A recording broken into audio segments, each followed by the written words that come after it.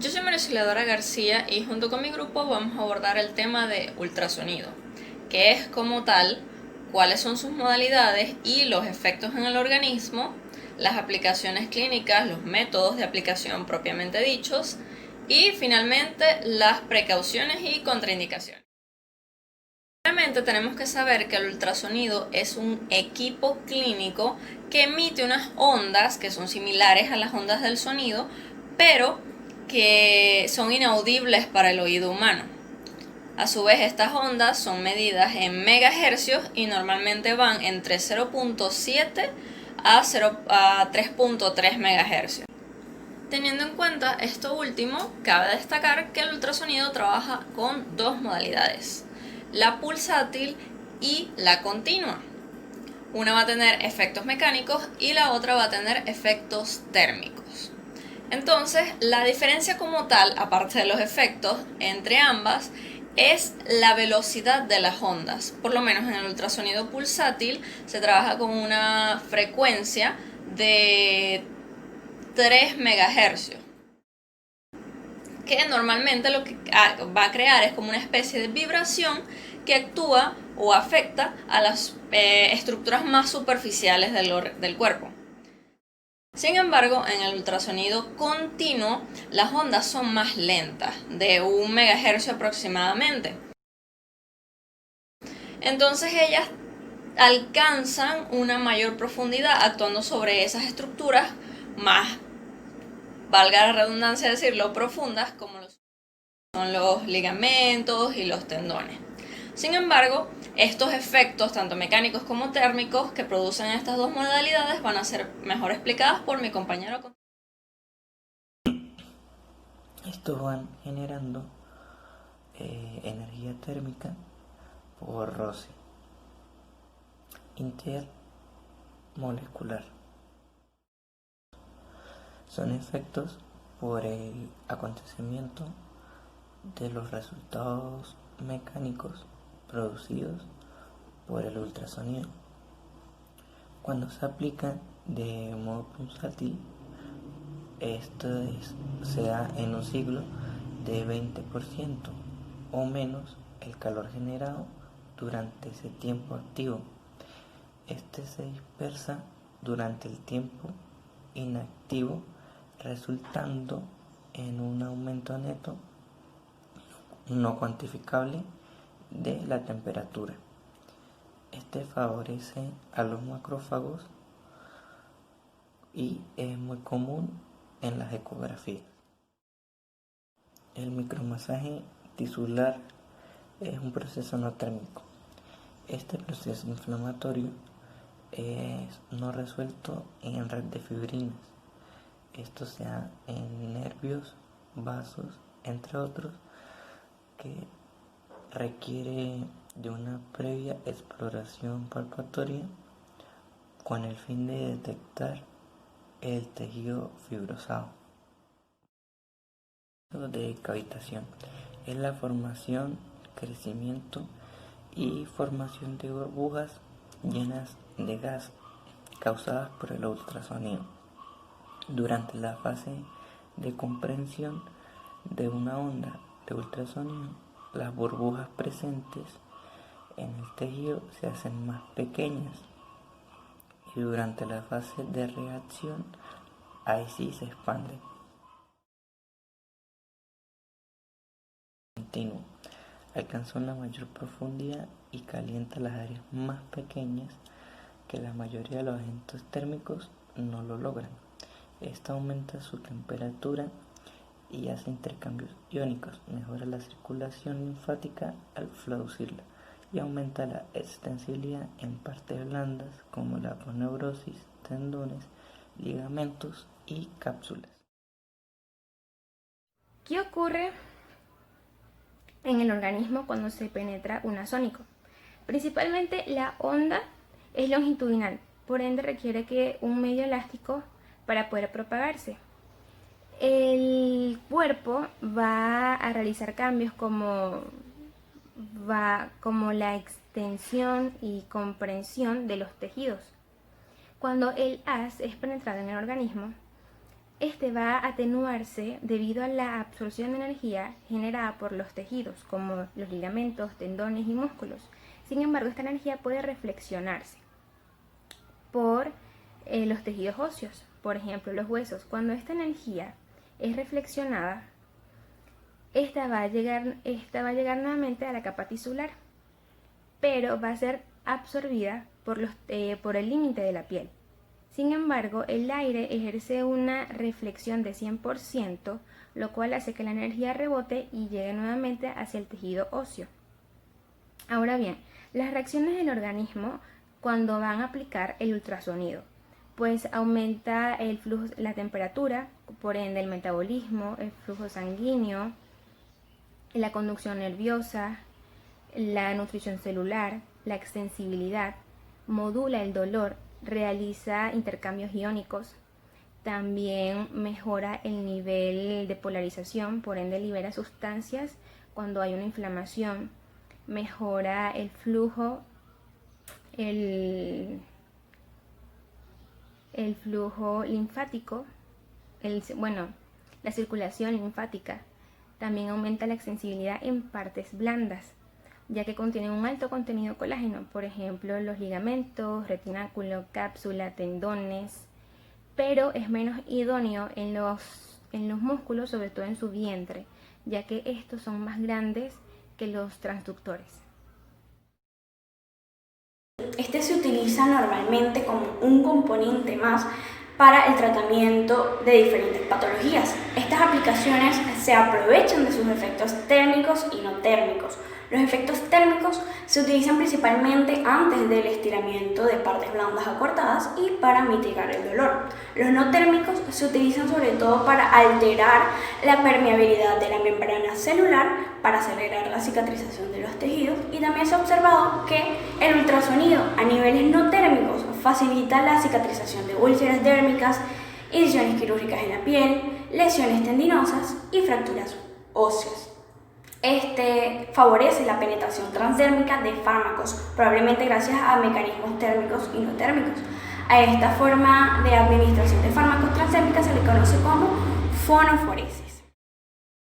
La fonoforesis consiste en la aplicación de ultrasonido en combinación con un fármaco tópico que actúa como medio de transmisión del ultrasonido. El objetivo que tiene es que el ultrasonido aumente la absorción del fármaco a través de la piel, administrando así el fármaco para efectos locales o sistémicos.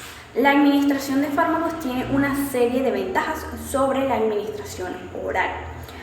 Proporciona una concentración inicial del fármaco mayor en el punto de administración, evita la irritación gástrica y también evita el metabolismo de primer paso por el hígado. La administración transcutánea evita que también el dolor, el trauma y el riesgo de la infección asociados con la inyección, y permite la administración a un área mayor de la que se puede conseguir mediante una inyección.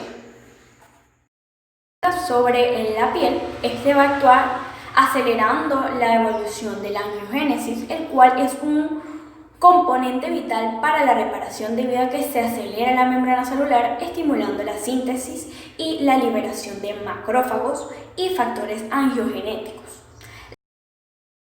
La angiogénesis es ese desarrollo de nuevos vasos sanguíneos en una lesión que sirve para restablecer la circulación y limitación, así la necrosis isquémica, la cual es esa afección por la que hay una pérdida de flujo de sangre hacia los tejidos que hace que el hueso muera, y también va a facilitar la reparación. Se piensa que el ultrasonido podría acelerar el desarrollo de la angiogénesis al alterar la permeabilidad de la membrana celular, especialmente a los iones de calcio, y al estimular la síntesis de factores angiogénicos y la liberación de macrófagos, los cuales secretan moléculas que amplifican la respuesta inmunitaria específica, controlando la inflamación, contribuyendo a la reparación del daño tisular, eliminando tejidos muertos y tejidos dañados, y asisten en el proceso de la restauración.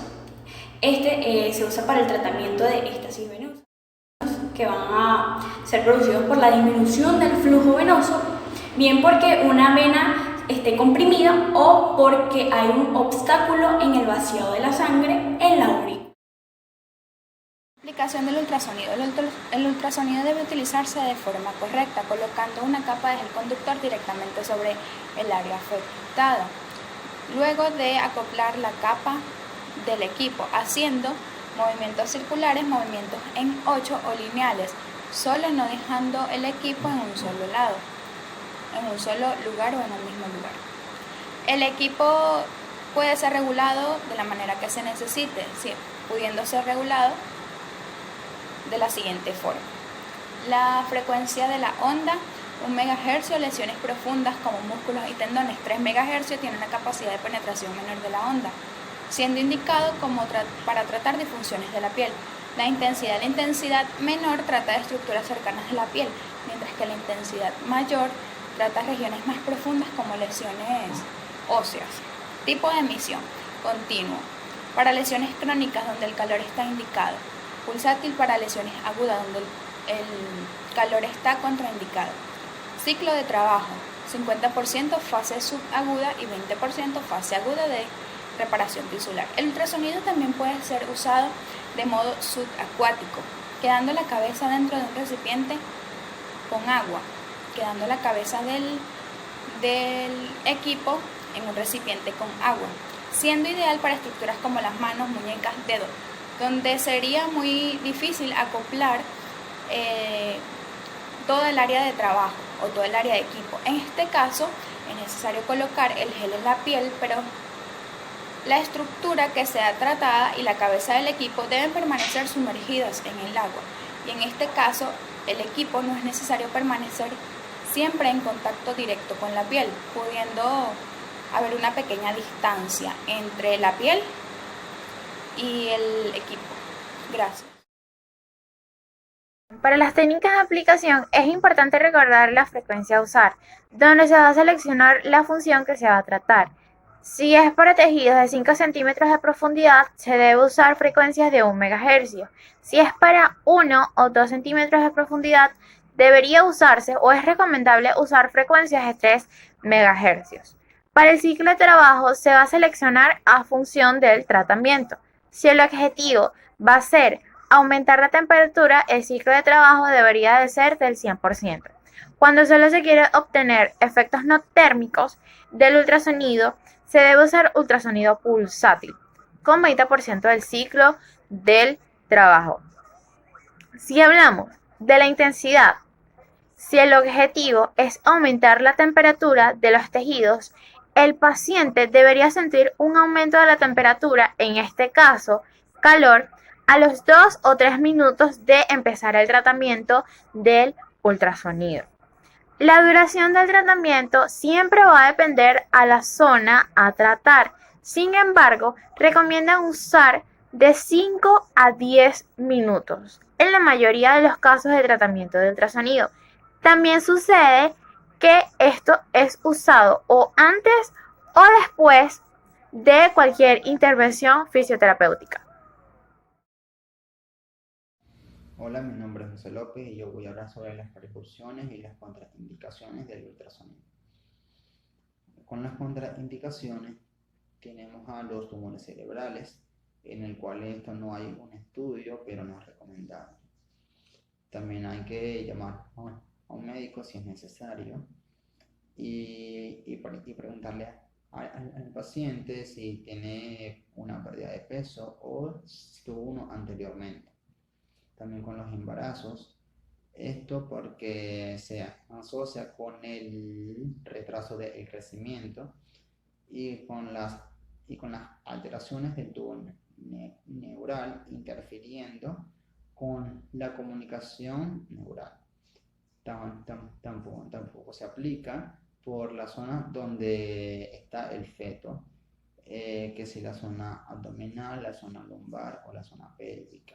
Hay que preguntarle a nuestro paciente que si está embarazada o que si lo está intentando. También con las cardiopatías y las heridas recientes. Esto porque hay un aumento del flujo sanguíneo o sea, una vasodilatación en el cual hay que preguntarle a nuestro paciente que si tiene problemas cardíacos. Y por último, con el ojo, esto porque la cavitación puede hacerle daño al ojo. Para culminar, tenemos a las precauciones. Con las precauciones tenemos a las inflamaciones agudas, debido a que el calor puede exacerbar el proceso. Esto depende de las modalidades del trabajo. También con las fracturas, esto hay que hacerlo con las dosis bajas. Del resto puede generar dolor, es decir, en altas intensidades por los otros lados.